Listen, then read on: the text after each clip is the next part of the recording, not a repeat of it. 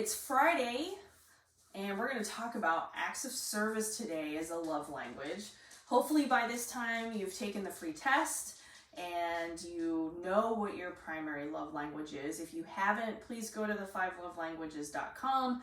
It is the number, not written out, so it's 5, the number 5, lovelanguages.com, and take that free test so that you know what your primary love language is. And you'll probably find up until this point, since we're on our second to last love language, that a lot of this stuff has probably landed for you, and that's okay. You have a primary love language, but then you have a smattering of the other 4. So, remember that you exist in this plane and have little pieces of all of this stuff. So there is a lot of all of the love language that will apply to you, and then that's okay. You just have to figure out the one that really, really makes you feel loved and supported. So today we're talking about acts of service. Acts of service isn't just asking your significant other to take out the trash. While it is kind of lends to a simplicity that way, acts of service isn't just about being completely 100% utilitarian. So when we talk about acts of service in regards to showing our own self-love, remember that this may involve you asking someone to help because you need a little bit of time to serve yourself. Now, and what are those activities that help you, that you can do for yourself that help you feel supported and loved and connected? It can be anything, and we've talked about this too. You just have to figure out what it is that really makes you feel like you're supportive. It can be like a nice bubble bath. It can be some time on your yoga mat, which is as hard as it is some days for me to approach my yoga mat. Sometimes that's what I need. It can be doing chores for yourself, or cleaning out a closet, or any of those things, and everything in between. So again, I encourage you, as we're going through this series, spend a little bit of time and sit within and try to figure out what it is that really, really makes you feel loved.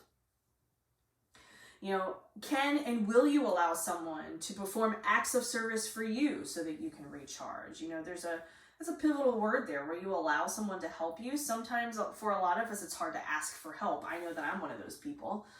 But as I get older, I'm finding that it's a little bit easier to ask for help. Like, hey, I'm not doing that because I need to go do this, so you need to take care of that. I'm not that bossy. Well, sometimes I am, but it's fine. So also remember that acts of service isn't just about chores or things that are completely 100% utilitarian. It's not about, physical maintenance. Sometimes acts of service to yourself can be like buying that expensive beauty product, or, buying that really expensive fancy yoga mat, or, like doing a little bit of something for yourself because you know that you deserve it. Okay. So switch it up. Try some different things that you find, it's like trial and error, just like we've talked about like throughout the week. This is same thing applies here. Try to figure it out. Try to figure out what feels like an act of service for you. And if you've noticed, since we're talking about the 4th love language, some of these things kind of blend together. Receiving gifts, acts of service, those two things kind of go hand in hand. We spoke about receiving gifts yesterday. So for me, acts of service is my main love language, right? Activities that I do for myself or that others do for me help me feel loved and connected and supported. For me, the key is those acts of service being done without me having to badger someone to do them. So this may not apply to all of you, but when I have to ask somebody for help, I kind of don't feel like that's really serving a purpose. So my preference is to have acts of service done for me without me having to bug somebody to do it. So typically I can't focus when things aren't done. And this refers just mainly to chores, because I like my space to be neat and clean. And, when things need to be done, I find that I can't focus. So sometimes I have to ask for help. Sometimes it feels like there's just too much and I can't get it all done in addition to the other things that I want to do for myself. So I work on rewarding projects. I have small goals to not feel overwhelmed. Again, I'm a type A person. You guys have heard me talk about that, how these, these love languages look different for different personalities.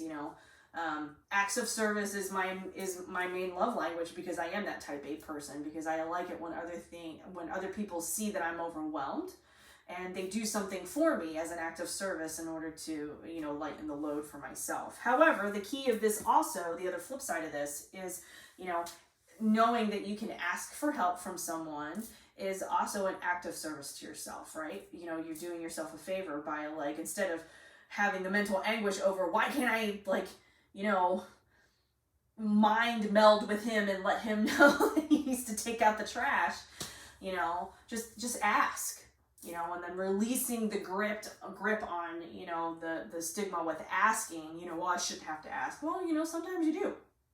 You know, releasing your grip on that a little bit will also feel like an act of service.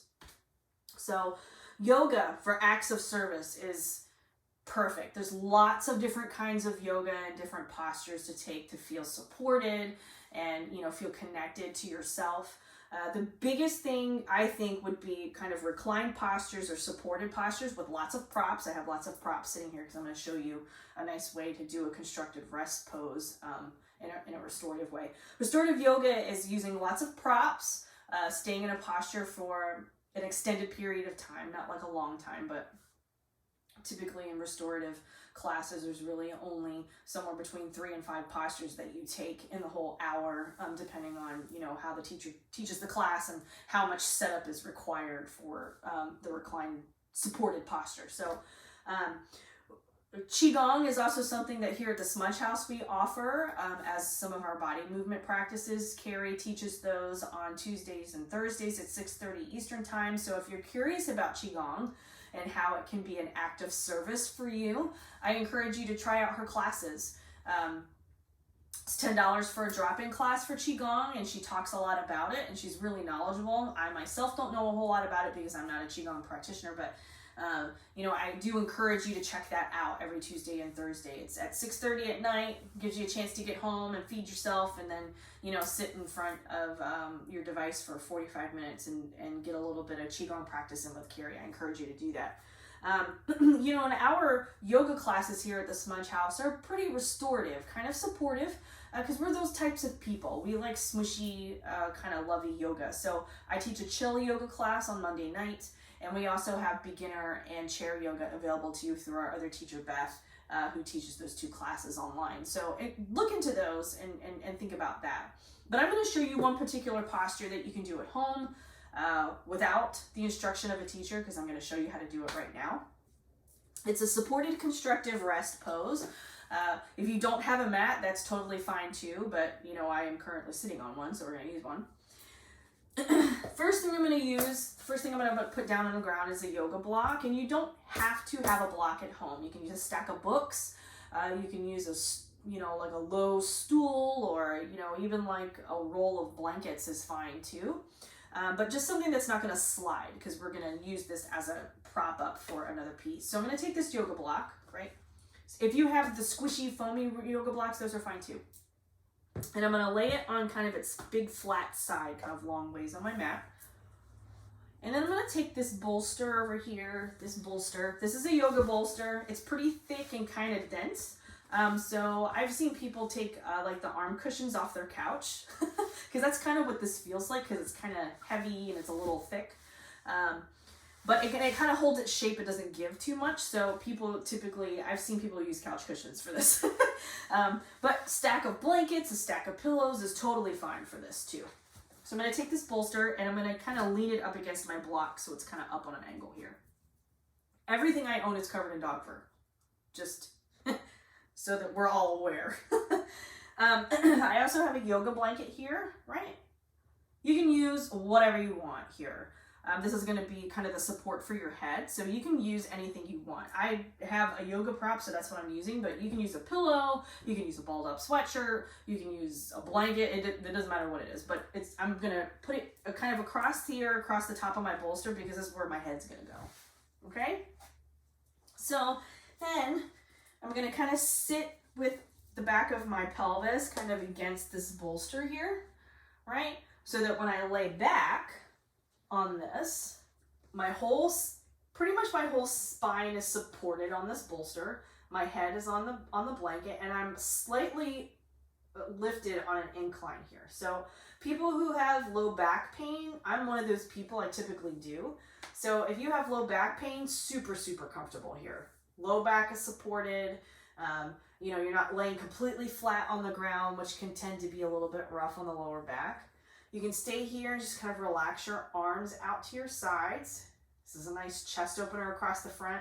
You know, we talk about acts of service and showing ourselves love. In our energetic body, there's a heart chakra that lives here that is the center of our love that we have for ourselves and others. So opening this chest area and giving space to this heart chakra will help you cultivate that feeling of service to yourself. So just being in this pose with your chest nice and open like this is a good energetic release for that acts of service. So you can leave your legs up like this.